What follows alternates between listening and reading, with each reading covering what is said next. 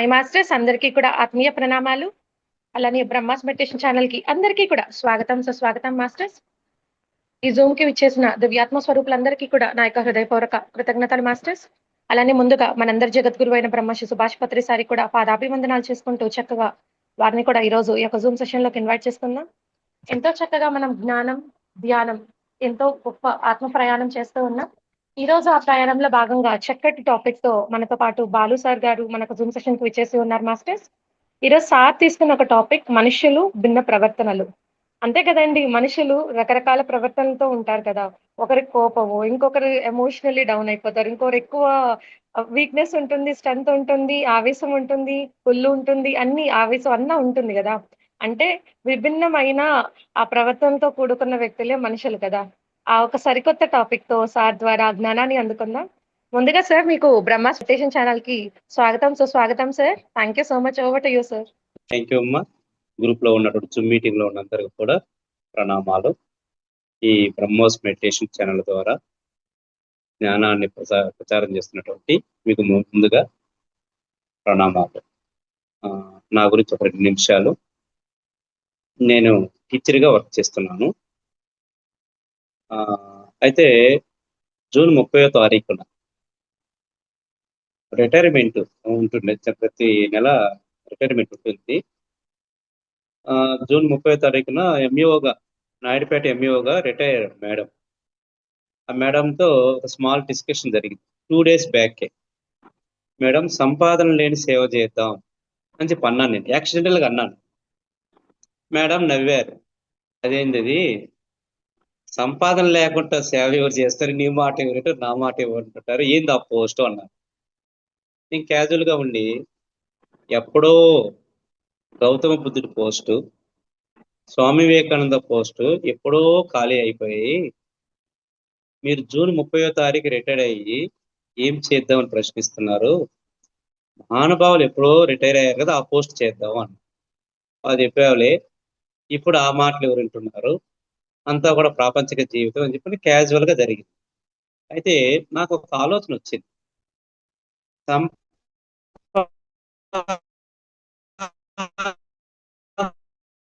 లేని సేవ చేద్దాం, అది కామన్ రొటీన్. కానీ జన్మ తీసుకున్న తర్వాత ఒక సంపాదన లేని సేవ చేద్దాం అని చెప్పి ఒక 2 days బ్యాక్ నేను అనుకున్నాను. ఇవాళ మేడం గారు మధ్యాహ్నం కాల్ చేసి, సార్ జూమ్ క్లాసులో బ్రహ్మశ్రీ పత్రిజీ గారి గురించి కానీ మెడిటేషన్ గురించి కానీ చెప్తారని అడిగారు. నేను స్పాంటేనియస్గా వితౌట్ థింకింగ్ నేను ఎస్ చెప్పాను అంతే. నేను తర్వాత ఆలోచన చెప్తానమ్మా, మళ్ళీ చెప్తాను ఇవన్నీ లేదు. మేడం గారు కూడా ఏంటంటే, మీరు ఏమైనా బిజీగా ఉన్నారా సార్ అంటే, నేను ఇంకా ఈ రియల్ ఎస్టేట్, ఈ బ్యాంక్ వాళ్ళు ఏమైనా ఫోన్ చేసారేమో అనుకున్నాను. నేను ఫస్ట్ ఇమ్మీడియట్గా ఫోన్ కాల్స్ అయితే ఎక్కువ వస్తాయి. ఓహో, వీళ్ళు బ్యాంక్ వాళ్ళు ఉన్నట్టున్నారు, హెచ్డిఎఫ్సి ఫోన్ చేస్తున్నాము, లోన్ ఏమైనా కావాలంటున్నారేమో అని అనుకొని, సార్ ఒక 2 నిమిషాలు మీతో మాట్లాడాలి, బిజీగా ఉన్నారని అడిగారు. సార్ చెప్పండి అన్నా. నేను యాక్చువల్గా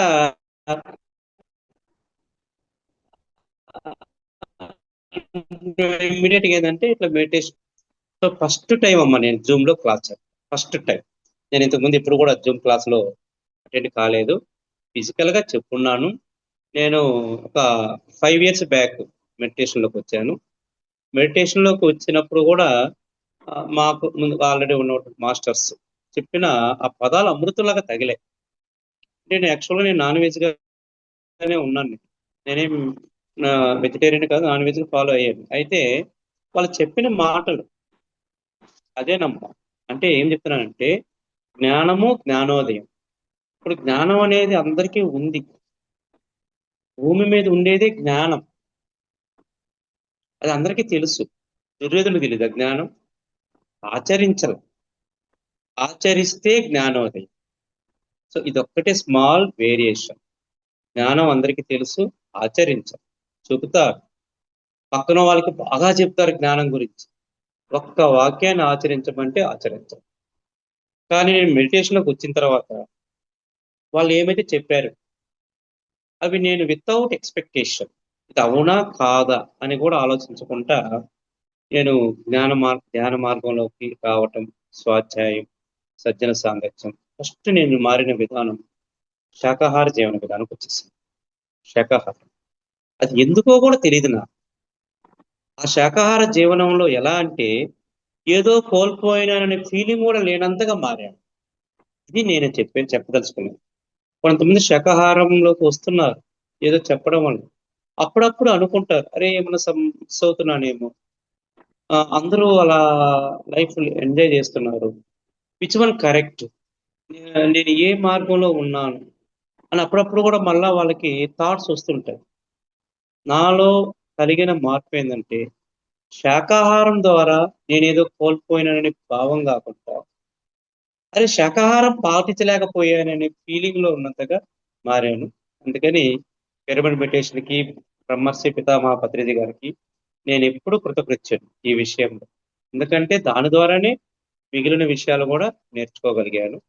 సో, మెడిటేషన్‌లోకి రావటం నేను ఈ జన్మలో పరిణితిగా భావిస్తూ, అవకాశంగా మరి తీసుకుంటూ, నేను గూడా ఈ ఛానల్ ద్వారా గాని సేవ చేయాలనుకుంటున్నాను. ఎందుకంటే జ్ఞానం పంచడమే అత్యుత్తమ సేవ. నాకు తెలుసు.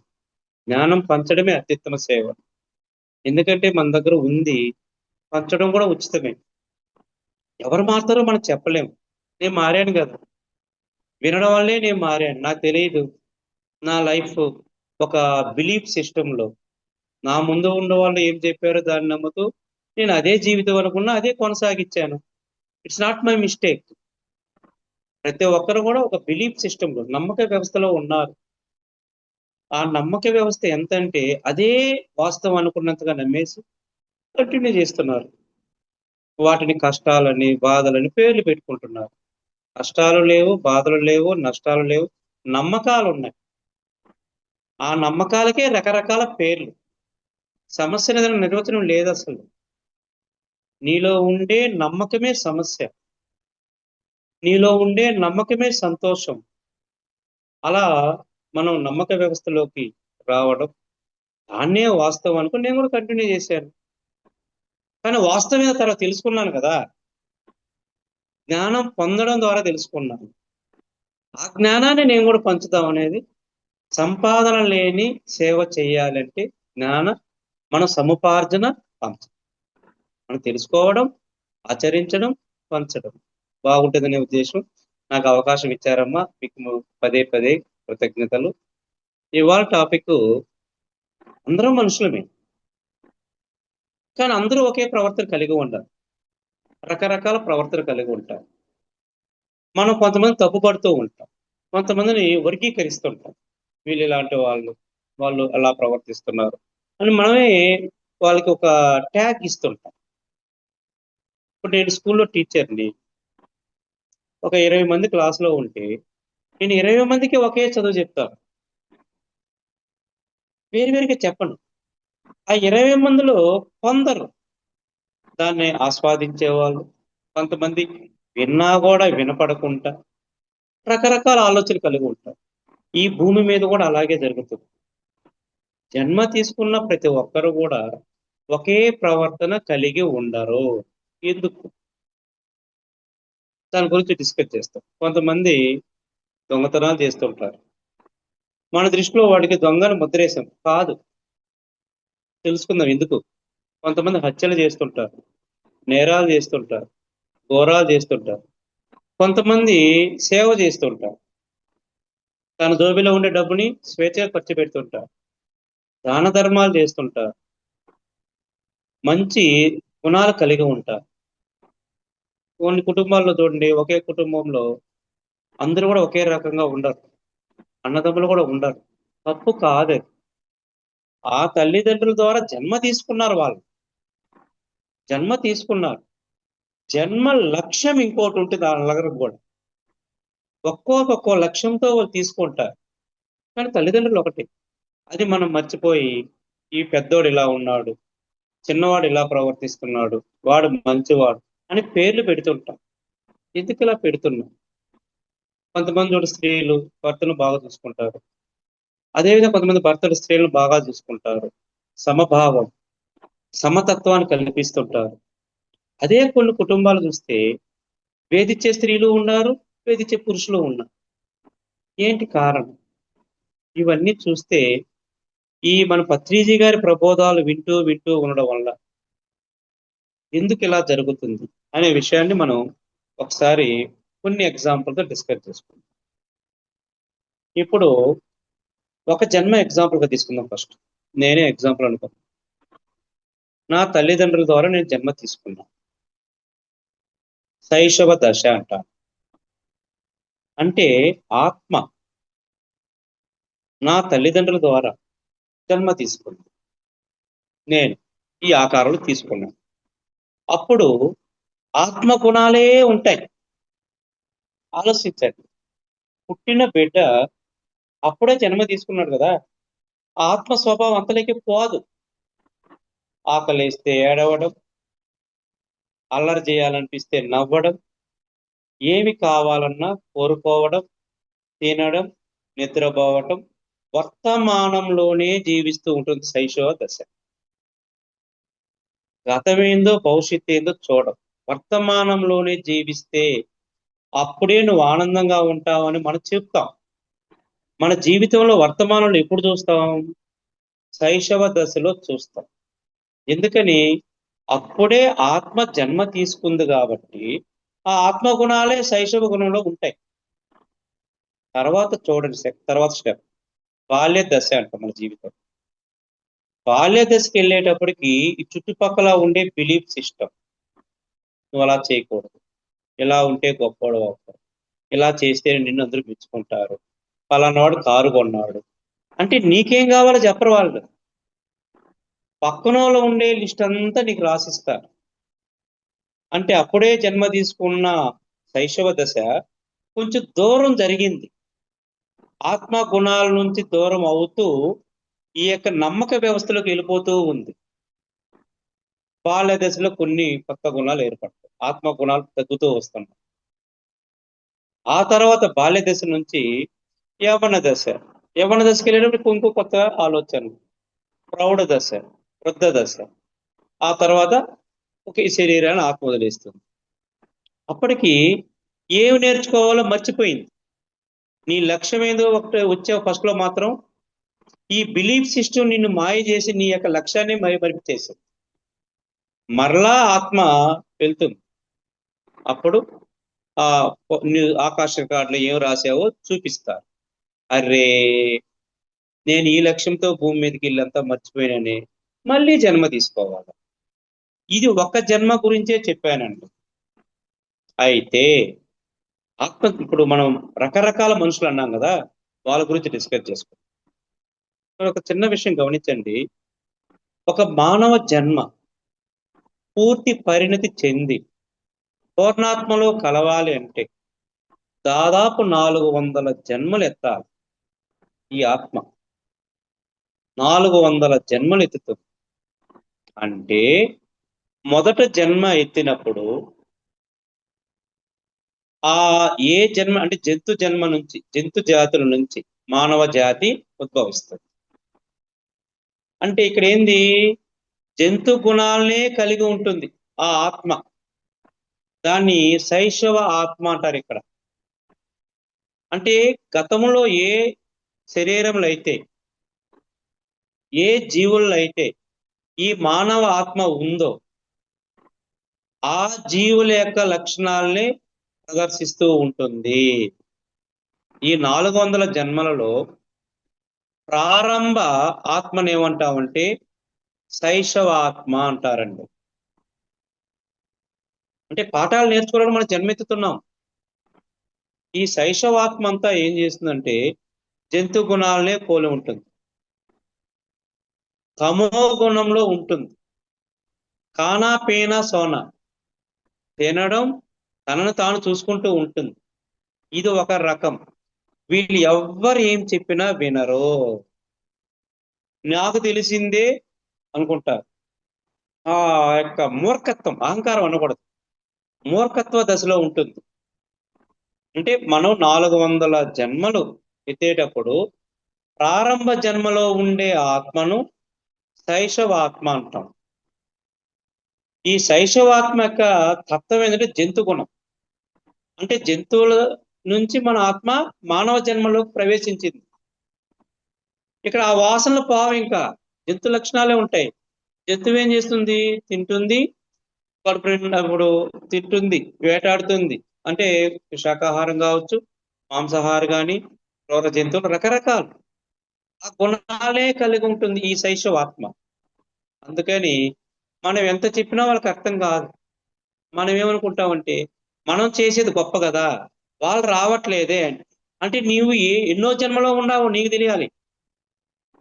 వాళ్ళు ప్రారంభ జన్మలో ఉన్నారు, ప్రారంభ గుణాలే కలిగి ఉంటాం.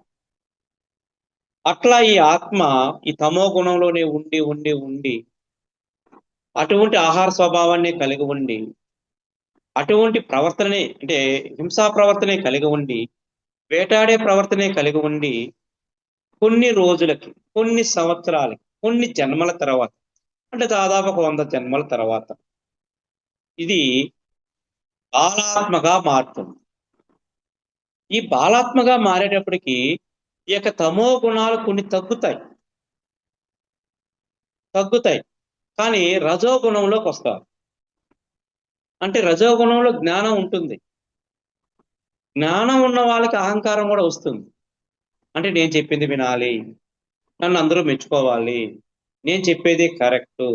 అంటే ఇందాకేందంటే పడుకో ఉండటం, ఏది శైశవాత్మ. జ్ఞానం కూడా నేర్చుకోదు, అసలు ఎవరు చెప్పినా ఇది మూర్ఖత్వం అంటారు దాన్ని. తర్వాత బాలాత్మలో తెలుసుకోవడానికి ప్రయత్నం చేస్తారు. అలా కొన్ని వందల జన్మల తర్వాత మరలా ఈ ఆత్మ యవ్వనాత్మకంగా మారుతుంది, కొంచెం పరిణతి చెందుతూ ఉంటుంది, ప్రౌఢాత్మగా మారుతుంది. ఇట్లా మనం ఏ స్థితిలో జన్మను తీసుకుని ఉన్నామో ఆ స్థితిలో వ్యక్తులలాగా మనం ప్రవర్తిస్తాము. అంటే నువ్వు శైశవాత్మ దశలో ఉన్నావా అంటే ఇప్పుడు తీసుకున్న జన్మ, బాలాత్మ దశలో ఉన్నావా కొంచెం పరిణితి, తర్వాత యవనాత్మ దశలో ఉన్నావా ప్రౌఢాత్మ దశ, తర్వాత ప్రౌఢాత్మ దశకు వచ్చేటప్పటికి కొన్ని మాటలు వినబడతాయి.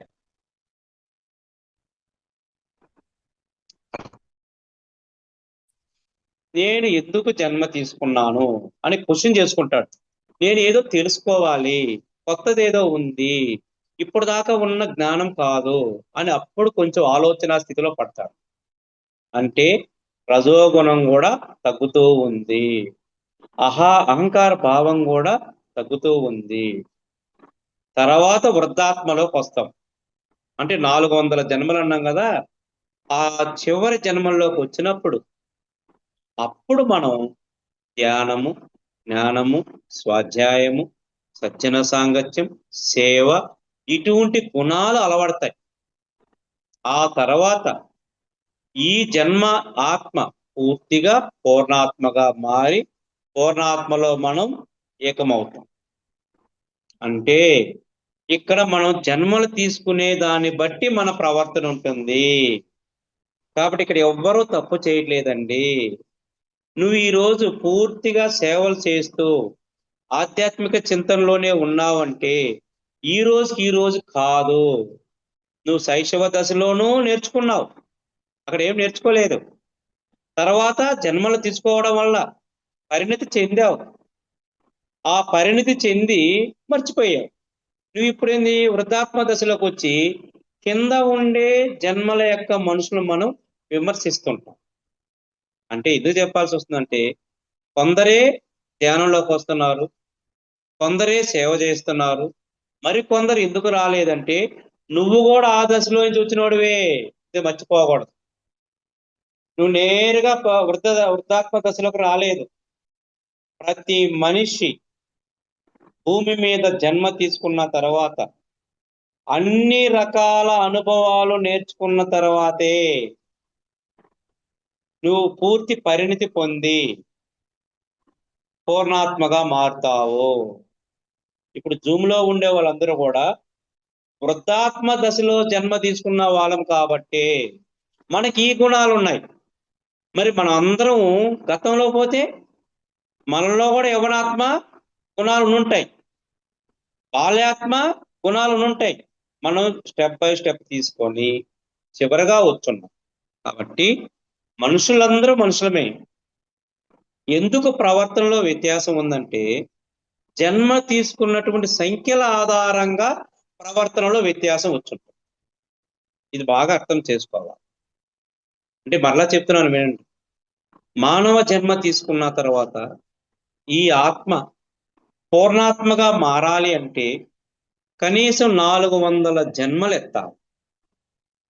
మరి ఈ 400 జన్మలు ఈ ఆత్మ ఏం చేస్తుంది? ప్రతి జన్మలోనూ పాఠం నేర్చుకుంటుంది. పత్రిజీ గారు దాని అనుభవాలన్నారు, మనం కష్టాలు అన్నాం. ఇప్పుడు నిర్ణయించుకోండి, ఇది అనుభవమా కష్టము? అనుభవం, పాఠం, పరిణితి. నువ్వు అన్నీ నేర్చుకుంటేనే నీలో ఆ యొక్క స్థిత ప్రజ్ఞత వస్తుంది. లేకుంటే జ్ఞానోదయం ఉండదు, సమాచారం మాత్రమే ఉంటుంది. అందుకని ప్రతి ఒక్క వ్యక్తి ప్రతి మార్గంలోనూ ప్రతి దశను పూర్తి చేసి రావాల్సిందే. అలా అందరూ మనుషులమైనప్పుడు కూడా విభిన్న ప్రవర్తనలు కలిగి ఉంటాం. కారణం మనం జన్మ తీసుకున్న సంఖ్య ఆధారంగా మన ప్రవర్తన ఉంటుంది. శైశవ ఆత్మ, బాల్యాత్మ, యవ్వనాత్మ, ప్రౌఢాత్మ, వృద్ధాత్మ. ఇప్పుడు నువ్వు ఏ దశలో ఉన్నావు? అంటే జంతువుల నుంచి జన్మ తీసుకొని ఉంటే అది శైశవాత్మ. వాళ్ళకి మనం చెప్తే ఎక్కదు, వాళ్ళు ఆ గుణాలే కలిగి ఉంటారు, తప్పు పట్టకూడదు. వీడు కూడా పాఠం నేర్చుకుంటాడు, ఆహ్వానించాలి. అందుకే పత్రిజ గారు ప్రతి ఒక్కరి దగ్గర నేర్చుకోమంటారు. ఎలా ఉండాలి, ఎలా ఉండకూడదు. ఆ శైశవ ఆత్మ దశ దాటి బాల్యాత్మలోకి వచ్చాడు. రజోగుణం, అహంకారం నేర్చుకుంటున్నాడు. నేను పండితుణ్ణి, నేను చెప్పిందే వినాలి, నేను చెప్పేది యాక్సెప్ట్ చేయాలి. గౌరవం కోరుకుంటాడు ఆయన. గౌరవించకపోతే ఉన్నాడు మనలా. అట్లా మన ధ్యానంలో కూడా చూడండి, కొంతమంది మెడిటేషన్లోకి వస్తున్నారు. ఎందుకని వెళ్ళిపోతున్నారు? వాళ్ళు ఆ యొక్క బాల్యాత్మలో కానీ యవనాత్మలో కానీ ఉంటారు. వాళ్ళు కోరుకుంటారు సంథింగ్, అది లభించదు, వెళ్ళిపోతారు. మరలా వస్తారు వాళ్ళు, తప్పదు. కృష్ణ భగవానుడు చెప్పినటువంటి వాక్యం, కర్మలన్నీ దగ్ధం కావాలంటే ధ్యానం ఒకటే మార్గం. నువ్వు ఎన్ని జన్మలు ఎత్తినా ధ్యానం చేయాల్సిందే. ధ్యానం ద్వారా జ్ఞానం పొందాల్సిందే, జ్ఞానం ద్వారా ముక్తి పొందాల్సిందే. అప్పుడే నువ్వు భగవంతుల్లో లీనమవుతావు, ఏకమవుతావు. అందుకని మనం అందరం కూడా ఒక్కొక్కరు ఒక్కొక్క ప్రవర్తనలో ఉండాలి. ఎందుకు అని చెప్పి అనేది కాకుండా వాళ్ళ యొక్క జన్మ యొక్క సంఖ్యను బట్టి మనం గణించాలి. ఓకే, ఇది ఒక టాపిక్. సరే, దీనికి ఏం చేయాలి? ఇప్పుడు మన ప్రవర్తనలో మార్పు రావాలని అర్థమైంది. ఒక్కసారిగా బయట రాలేకపోతున్నాం. చూడండి, ఇప్పుడు నేను కూడా ఎగ్జాంపుల్గా తీసుకుందాం. ఇప్పుడు నేను 5 years నుంచి మెడిటేషన్లో ఉన్నాను. అయితే చుట్టూ ఏముంది? ప్రాపంచిక వ్యవస్థే ఉంది. ఈ ప్రాపంచిక వ్యవస్థలో ఆధ్యాత్మిక చింతనలోకి మనం వచ్చాం, కానీ లాగుతూ ఉంటుంది ప్రాపంచికం. అందుకని అనునిత్యం సాధన చేయాలి. మనం ధ్యానంలోకి వచ్చాం కదా, భగవంతుడు ఇచ్చినటువంటి అవకాశం ఇది. మనం వృద్ధాత్మ దశలోకి వచ్చేసాం. మనం ఇక అన్నిట్లో పరిణితి చెందాం, వెనక్కి వెళ్ళకూడదు.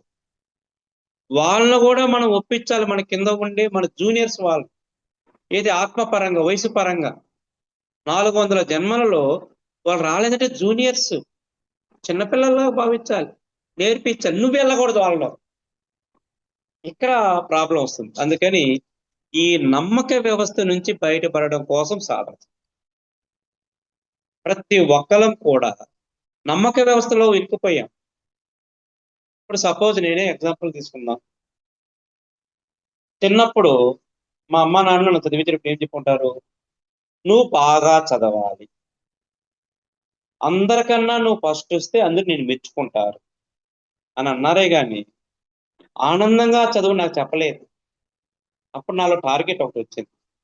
నన్ను మెచ్చుకోవాలంటే, నా తల్లిదండ్రులు నన్ను గొప్పగా చూడాలి అంటే నేను బాగా చదవాలని ఒక గుణమే ఏర్పడింది. కోర్స్ బాగా చదివాను, నేను స్కూల్ ఫస్ట్ కూడా వచ్చాను. ఓకే, ఒక ఘట్టం అయిపోయింది. అంతటితో ఆనందం వచ్చేసిందా? మళ్ళీ టార్గెట్ పెరిగింది. ఉద్యోగం చేయాలి. ఉద్యోగం చేస్తే నీకు అందరూ నమస్తే పెడతారు, నిన్ను గౌరవిస్తారు. లేదంటే అంతే సంగతులు అన్న. అబ్బా చెప్పు.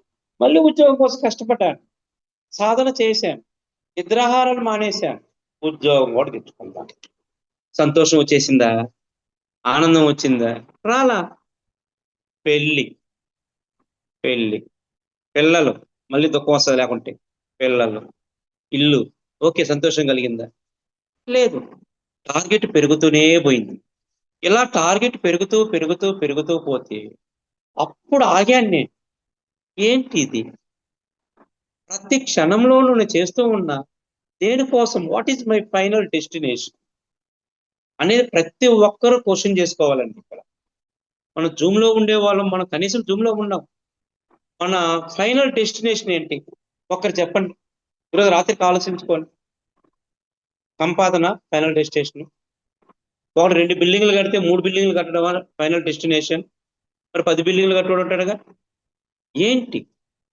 ఆనందంగా జీవించడమే మన డెస్టినేషన్ కావాలి. నా తండ్రి లేదా మన చుట్టుపక్కల వాళ్ళు నువ్వు మంచి ఇల్లు కడితే ఆనందంగా ఉంటావు అని చెప్పే బదులు నువ్వు ఆనందంగా ఉండరని చెప్పొచ్చు కదా. నువ్వు ఉద్యోగం తెచ్చుకుంటే ఆనందంగా ఉంటావు అని చెప్పే బదులు నువ్వు ఆనందంగా ఉండని చెప్పొచ్చు కదా. చెప్పట్లేదు చుట్టుపక్కల వాళ్ళు. ఇలా చేస్తేనే నువ్వు ఆనందంగా ఉంటావు అని చెప్పడం వల్ల అది సాధిస్తే ఆనందం, లేకపోతే దుఃఖమా? అంటే ఆనందానికి దుఃఖానికి వర్గీకరణ ఎవరు చేశారు? నువ్వే చేసుకున్నావు. ఎందుకు చేసుకున్నావు?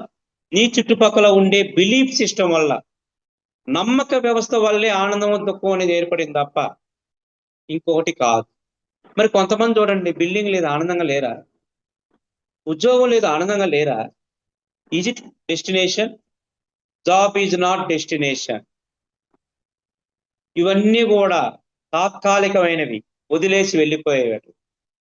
వీటి వల్ల మనకు ఆనందం దక్కదో అనే ఒక ఈ నమ్మక వ్యవస్థ నుంచి బయటపడడం కోసమే మనం స్వాధ్యాయం, సజ్జన సాంగత్యం చెయ్యాలి. అంటే మనతో కూడా వచ్చేటివి ఏంటి, కూడా రానివేంటి అని ఒక స్మాల్ విచక్షణ కలిగి ఉంటే, ఆ భావం మనకు తెలిసి ఉంటే అది నిజమైన డెస్టినేషన్ కావాలి. నిజమైన డెస్టినేషన్ అంటే మనతో కూడా వచ్చే, మనతో కూడా రావటం ఏంటి అంటే నువ్వెప్పుడు బతికే ఉంటావు, నువ్వెప్పుడు బతికే ఉంటావు. నీకు మరణం లేదు. వాస్తవా కాదా? ఇప్పుడు నేను బతుకున్నా, శరీరంతో బతుకున్నా. ఓకే, నా ఆత్మ బయటకు వచ్చింది, శరీరం లేకుండా బతుకుంటా. ఆత్మే కదా నేను. ఈ యొక్క పదాన్ని గుర్తుపెట్టుకుంటే వాట్ ఈజ్ ఫైనల్ డెస్టినేషన్ అనేది నీకు అర్థమవుతుంది. అర్థమవుతుందా పదం? మన ఫైనల్ డెస్టినేషన్ ఏం కావాలంటే నేను ఎప్పుడూ బతికే ఉంటాను, ఒక పదం. ఎలా? ఇప్పుడు శరీరంతో బతికి ఉన్నాను, తర్వాత శరీరం లేకుండా బతికున్నాను అంటే ఎవరు? ఆత్మ. ఆ ఆత్మ ఎప్పుడు ఏం మోసపోతుంది? నీ ఆస్తుల, బంధాల, ఉద్యోగాన్న, పరువున, పరపతిన, అవమానాలన కాదు, జ్ఞానాన్ని మోసుకుపోతుంది. ఆ జ్ఞానమే శాశ్వతమైనది అనే డెస్టినేషన్ మనం కలిగి ఉండాలి. అందుకోసం జూమ్ లో ఉండే ప్రతి ఒక్కరం కూడా జ్ఞాన సముపార్జన కోసం మాత్రమే మనం జన్మ తీసుకున్నామనే భావాన్ని కలిగి ఉండాలి. 400 జన్మలు తీసుకున్నాం. ఎందుకు తీసుకున్నాం? జ్ఞాన సముపార్జనే. ప్రతి జన్మలోనూ నువ్వేం నేర్చుకున్నావో అది ఆత్మకు మోసుకుంటూ పోతూ పోతూ పోతూ పోతూ చివరికి పూర్తిగా పూర్ణ అంటే మొదట నువ్వు ఎక్కడి నుంచి అయితే పుట్టావో ఆ పూర్ణాత్మ అలా మారి మళ్ళీ నువ్వు పూర్ణాత్మగా మారుతావు. అప్పుడు జన్మ లేదు అంటారు. ఇలా సైక్లింగ్ జరుగుతూనే ఉంటుంది. ఆ సైక్లింగ్ జరిగే ప్రతి జన్మలోనూ జ్ఞానం నేర్చుకోవాలి, జ్ఞానాన్ని మోసుకెళ్ళాలి. ఈ ఒక్క అంశాన్ని మనం గుర్తించుకుంటే బాధలేంటి, సుఖాలేంటి, కష్టాలేంటి, నష్టాలేంటి, నువ్వేం తెచ్చుకున్నావు, నువ్వేం పోగొట్టుకున్నావు, ఈ జ్ఞానం చాలదా మనకు? అనునిత్యం ఆనందంగా ఉండడం కోసం అది పొందడానికి పూర్తిగా జ్ఞానోదయం రావాలి. ఆ జ్ఞానోదయం పొందాలి అంటే అనునిత్యం సాధన చేయాలి. అంతేగాని నాకు తెలిసిపోయింది, మనతో పాటు ఏమీ రావంట, జ్ఞానం మాత్రమే వస్తుందంట, ఇవన్నీ వద్దులే అని ఒక గంట అనుకుంటాం. మళ్ళీ మార్కెట్లో అక్కడ పోతాం. ఒకడు జమ్మని కారు వేసుకొని వస్తాడు, ఏమి రా అంటాడు. వాడు ఏదో 4 చెప్పాల్సిన మాట చెప్తాడు, మరలా మారిపో. మరలా నువ్వేం చేయాలి? మళ్ళీ ధ్యానం చేయాలి. అందుకే పత్రిజీ గారు ధ్యానమే చెయ్యండి, ధ్యానమే చెయ్యాలి. ఏ సమస్య గురించి మాట్లాడాలి అంటే నేనైతే ప్రత్యక్షంగా చూడలేదు, అదేదో అదృష్టవశాత్తు ఆయన శరీరం వదిలిపోయే సంవత్సరం జూలై ఐ థింక్ అనుకోకుండా నేను కడతాల్కి వెళ్ళాను. కడతాల్కి వెళ్ళినప్పుడు మెడిటేషన్ చేస్తుంటే అందరం కళ్ళు మూసుకొని కూర్చోను. అంటే అది నేను స్టార్టింగ్ లో అమ్మ, అప్పటికి నేను ఏదేదో ఒక అంతే, అది అనుకోవాలి. ఇది కూడా లిఖించబడి ఉంటారు. నేను శిల్పిని కాదు, నేను సృష్టికర్తని కాదు. సృష్టించేసి రాయేసి పంపించు, నా జోబిలో పెట్టి పంపించేస్తున్నారు అంతా, అది కనబడదు అంతే. అంత అయిన తర్వాత అందరూ కళ్ళు తెరవమన్నారు. ఇలా కళ్ళు తెచ్చేటప్పటికి ఎదురుగా పత్రిజీ గారు ఆయన ఇట్లా అంటూ ఉన్నా. చూడండి ఎంత అదృష్టం. నేను ధ్యానంలోకి రావటం, మార్గంలో నడవటం, ఆయన చూడాలనే ఆలోచన కూడా లేకుండా ఆయనే పిలిపించారు. అటువంటి మహానుభావులు అందించినటువంటి జ్ఞానమమ్మ ఇదంతా. దాన్ని మనం పంచుతూ ఉన్నాం అంతే. ఆ పంచడమే మనం అంటే, వాళ్ళందరూ సాధన చేసి ఫార్ములాస్ ఇచ్చారు, మనం ఫార్ములాను ఉపయోగించడం, సింప్లిఫికేషన్ చేశారు. ఓకే, ఇట్లా మనం జ్ఞానాన్ని మాత్రమే మోసుకెళ్ళాలనే ఒక ఆలోచనని కలిగి ఉన్నాం. మరి ఈ జ్ఞానాన్ని మోసుకెళ్ళడానికి మనం చేసే సాధన ఏంటి? ప్రతిరోజు చెయ్యాలి. పత్రిజీ గారు ఎవ్వరి సమస్యలకి సమాధానం చెప్పలేదంట. చూడండి, మన సమస్య అనుకుంటున్నాం, ఆయన అనుభవం అంటున్నాడు, నా సమస్యకు పరిష్కారం చెప్పండి, కూర్చొని ధ్యానం చేయాలి. అంటే నేను పొందినటువంటి ఈ యొక్క జ్ఞానాన్ని నువ్వు కూడా పొందే అవకాశం నీకు కూడా ఉంది. నువ్వు నేను ఒకటే. నేను సాధన చేశాను, నువ్వు చెయ్యట్లేదు. ఇది కృష్ణుడికి అర్జునుడి మధ్య సంభాషణలో కూడా జరిగిందంట. ఇప్పుడు మనం భగవద్గీత అంటాం కదా, ఒకసారి స్మాల్ లాజిక్ ఆలోచించండి. భగవద్గీతని కృష్ణుడి బోధనలు అంటాం, కానీ అర్జునుడి ప్రశ్నలకు సమాధానం భగవద్గీత కాదంటారా? చూడండి ఎలా ఉంటుందో. మనం ఏమనుకుంటామంటే కృష్ణుడు భగవంతుడు, ఆయన సమాధానాలు చెప్తాడు. భగవంతుడికి ఉండే జ్ఞానం కదా, ఎంత పెద్ద సమస్యకైనా చెప్పగలడు కదా. ఆ భగవంతుడిని ప్రశ్నించే సామర్థ్యం కలిగిన వ్యక్తి అర్జునుడు. భగవద్గీత ఎక్కడి నుంచి మొదలైంది అనుకుంటున్నారు? అర్జునుడి యొక్క ప్రశ్నలతో మొదలైంది. అంటే అర్జునుడు కూడా ఇంకా మేధావి, కృష్ణుడితో సమానమైన జ్ఞానాన్ని కలిగిన వ్యక్తి అర్జునుడు. కృష్ణుడు భగవంతుడమ్మా, సమాధానం చెప్పగలడు, ప్రశ్న అడగలగా. ఆ ప్రశ్నించడమే కష్టం. నీకు జ్ఞానం ఉంటేనే ప్రశ్నించగలం. ఇప్పుడు మనం కూడా జూమ్ మీటింగ్లు కానీ ఫిజికల్ మీటింగ్లు జరిగేటప్పుడు మీకు ఏమన్నా డౌట్ ఉంటే అడగండి అంటారు. ఏం డౌట్ అడుగుతారు? ఆ ఆలోచన శక్తి ఉన్నవాడు అడగగలడు. ఎదురుగా నేను కూర్చోన్నాను, బోధిస్తూ ఉన్నారు గొప్ప వాళ్ళు, మరి ప్రశ్న అడగాలంటే ఆ శక్తి, ఆలోచన శక్తి నాలో ఉన్నప్పుడే అడగగలను. ఆ శక్తి కలిగిన వ్యక్తి అర్జునుడు. అర్జునుడి ప్రశ్నలకు సమాధానాన్ని భగవద్గీత అనాలి, కృష్ణుడు బోధనలు కాదు. కృష్ణుడు డైరెక్ట్ గా బోధన చేయలేదు. అయితే ఏంటి వ్యత్యాసం? కృష్ణుడు చెప్పాడు, అర్జున, నాకెంత శక్తి ఉందో నీకు కూడా ఉంది. అయితే నేను ధ్యానం చేసి గత జన్మలు గుర్తుపెట్టుకున్నాను, నువ్వు ధ్యానం చేయకపోవడం వల్ల గత జన్మలు మర్చిపోయావు. ఇదే వ్యత్యాసం అన్నమాట. అర్జునుడు అదే తేడా. అర్జునుడే మామూలు దేవుణ్ణి ప్రశ్నించాడు, దీనికి ఎంత శక్తి ఉండాలా? అప్పుడు ఆయన ఇచ్చిన సమాధానం. అలాగే పత్రిజీ గారు కూడా చెప్పే మాట, ఏ సమస్య అడిగినా కూర్చొని సాధన చేయి. అంటే నీలోనే ఉంది ఆ యొక్క సమస్యకు పరిష్కారం. నీలోనే ఉన్నారు చెప్పేవాళ్ళు. లోపలికి పో, నీ సమస్యకు సమాధానం చెప్పేవాడు లోపల ఉన్నాడు. నేను వెళ్ళాను, చూసుకున్నా. నా సమస్య నాది, నా జ్ఞానం నాది. నువ్వు కూడా లోపలికి పోయా అని చెప్పాడు. అంటే సాధన చేసే మార్గం చెప్తున్నానమ్మా. ఆ లోపలికి పోవాలంటే ఏం చెయ్యాలి? సింపుల్ గా చెప్పారు. అదే ఫస్ట్ కళ్ళు మూసుకో అన్నాడు. ఫస్ట్ ఆయన చెప్పి కళ్ళు మూసుకో. ఎందుకని? కళ్ళు మూసుకున్నావు, ప్రాపంచిక ద్వారాలన్నీ మూసిపోయినాయి. అప్పుడు రెండో మాట ఏం చెప్పాడు? నీ యొక్క శ్వాసని పట్టుకో. అది దేవుడి యొక్క వాహనం, దాని పేరు. అంటే లోపలుండే ఆ భాగానికి చేరాలంటే ఒక వాహనం ఎక్కాలి. ఏంటి ఆ వాహనం?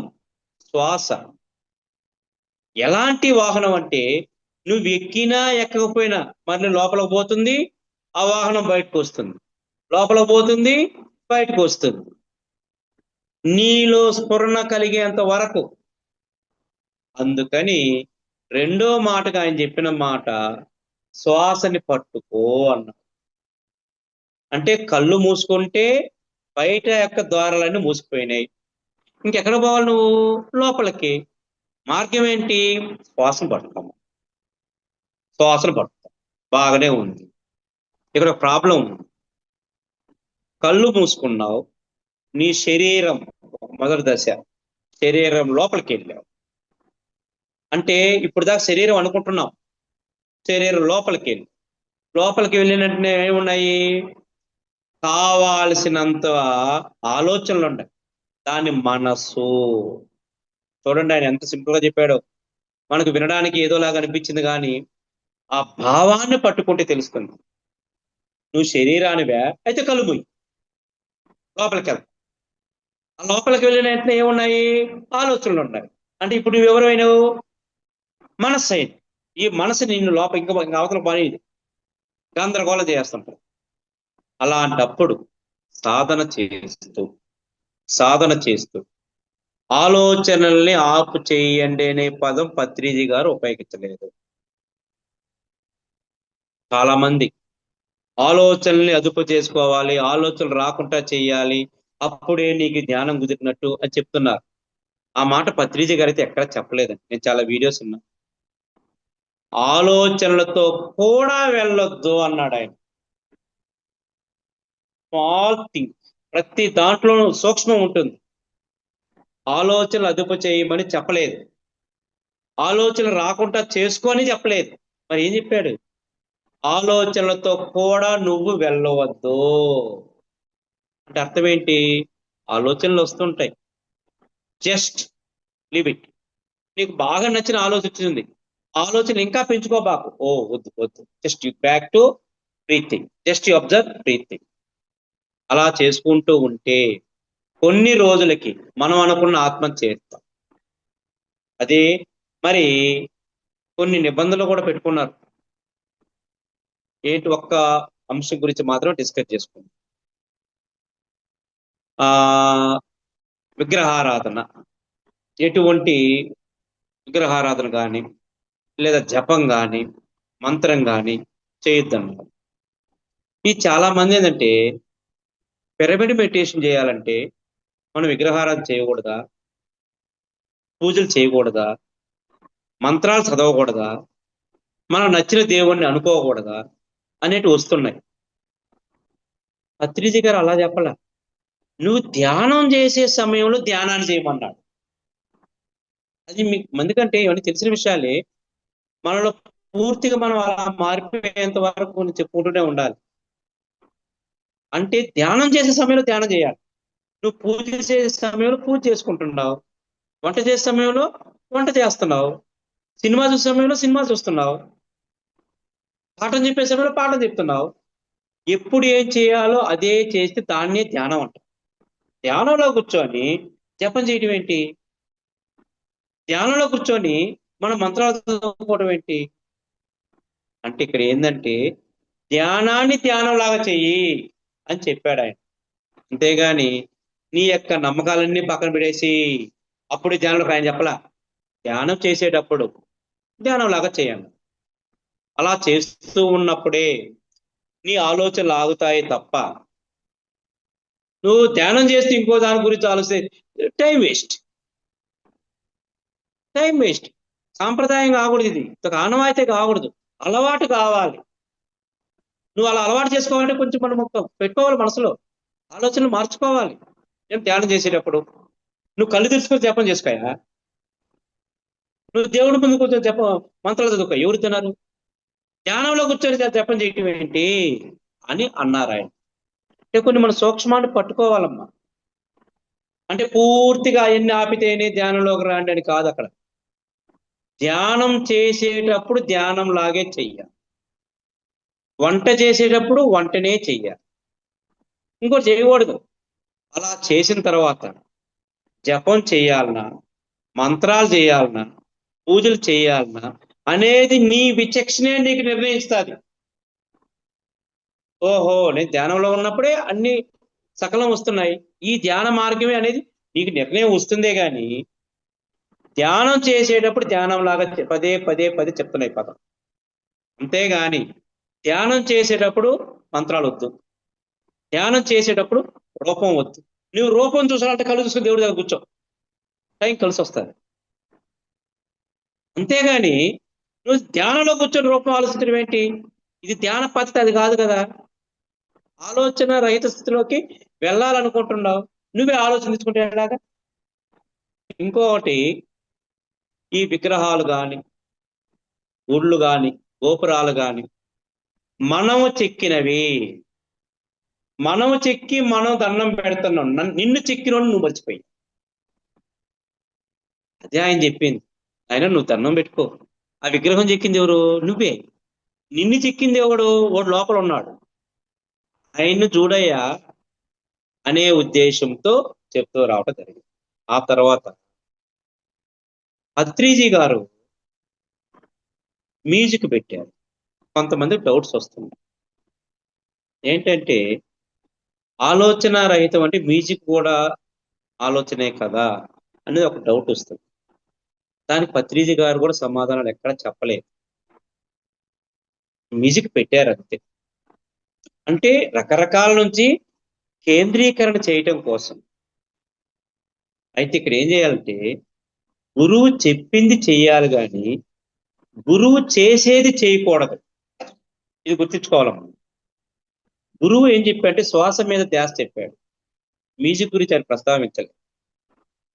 మ్యూజిక్ పెట్టొద్దని లేదు, పెట్టు అనలేదు ఆయన. దాని గురించి మ్యూజిక్ ఇంటూ అనే పదం కాదు, శ్వాస మీద ధ్యాస, అది ధ్యానం. మరి మ్యూజిక్ ఎందుకు పెట్టారంటే దాంట్లో అంతరార్థం ఉంటుంది, మీకు అర్థమవుతుంది, కానీ మనం ప్రశ్నించకూడదు. కొంతమంది అడుగుతున్నారు. ఇప్పుడు మనం సత్యసాయిబాబు చూస్తుంటాం, ఆయన చేత్తో వండుతూ ఉంటాడు ఇది పాత్రలు, అది నువ్వు చేస్తే కాలిపోతావు. సరే, కొంతమంది శిష్యులు గురువు గారిని టెస్ట్ చేయాలనుకున్నారంట. అందరూ ఒక సంతకి వెళ్ళారు. సంతకి వెళ్తే గురువు గారు ఏంటంటే ఒక గులాబ్ జామ్ నోట్లో వేసుకున్నారు. శిష్యులందరూ 2 వేసుకున్నారు. ఇంకో దగ్గర పోయారు, పానీపూరి ఏదో ఒకటి తీసుకున్నారు, వాళ్ళు 2. ఇంకో దగ్గరికి వెళ్ళి గురువు గారు కనకనం మండి నిప్పు కరిగిలో ఒక నోట్లో వేసుకున్నారు. అందరూ ఆగిపోయారు, మిగిలిన శిష్యులు. ఏమిరా అంటే, మీరు గురువు గారు, మీరు చేస్తే మీకైతే కాలేదు, మా కాలిపోదా అన్నాడు. అదేరా నేను కూడా చెప్పేది, నేను చెప్పింది చెయ్యండి, నేను చేసేది చెయ్యొద్దు. అంటే పత్రిజీ గారు చెప్పింది చేద్దాం. అంటే మనం శ్వాస మీద ధ్యాసకి కేంద్రీకరించాలి. ఇట్లా కొన్ని మనం చేస్తూ చేస్తూ సాధన ద్వారా ఏమైనా సాధించాలి. ఆ సాధన పేరే శ్వాస మీద ధ్యాస. తర్వాత చివరికి మనం ఎక్కడికి చేరుతాం? ఆత్మ స్థితికి చేరిన తర్వాత అప్పుడు ఈ ఇనుప ముక్క అయస్కాంతం లాగా మారుతుంది. ఇనుప ముక్క, మనం ఇనుము అయస్కాంతానికి దూరంగా ఉన్నాం, అందుకని ఆ గుణాలు రాలేదు. ఎప్పుడైతే నువ్వు ఇవన్నీ దాటుకొని ఇక్కడ ఇనుము అయస్కాంతం ఉంది, చేరుతూ చేరుతూ వచ్చి ఈ రెండు ఏకమైన తర్వాత కొన్ని రోజులకి ఈ అయస్కాంత గుణాలే ఇనుము కూడా వచ్చేస్తాయి. ఆ స్వరూపాన్ని నిత్యానంద స్వరూపం. ఆత్మస్థితికి చేరినప్పుడే నువ్వు నిత్యానంద స్వరూపంగా ఉంటావు. అందుకోసం అందరం కూడా ధ్యానం చేద్దాం. ఈరోజు చెప్పుకున్న అంశాల్లో ఒకటి ఏంటంటే మనం అందరం మనుషులమే, విభిన్న ప్రవర్తన కలిగి ఉంటాం. దానికి కారణం మనం జన్మ తీసుకున్నటువంటి సంఖ్య ఆధారం. ఎన్నో జన్మలు తీసుకుంటాం, అందువల్ల మన ప్రవర్తన కలిగి ఉంటుంది తప్ప ప్రతి ఒక్కరు కూడా పాఠాన్ని నేర్చుకుంటున్నారే తప్ప ప్రతి ఒక్కరిని మనం వాళ్ళకి పేర్లు పెట్టకుండా వర్గీకరించకుండా ఉండాలి. మనం ఈ స్థితికి వచ్చిన తర్వాత అనునిత్యం సాధన చేస్తూ అనునిత్యం సమస్యలు బాధలనే పేర్లు పెట్టుకోకుండా జ్ఞాన సముపార్జన చేస్తూ ఆ జ్ఞానాన్ని పంచుతూ పత్రిజీ గారి యొక్క మార్గంలో నడుస్తూ అందరం కూడా నిత్యానందంగా ఉండాలి. అదే మన యొక్క ఆత్మ గుణంగా ఉండాలి. నాకు సంతోషంగా ఉంది, అవకాశం ఇచ్చారు. మొదటిసారి నేను క్లాస్ చెప్పడం కూడా నాకు ఆనందంగా ఉంది. Thank you.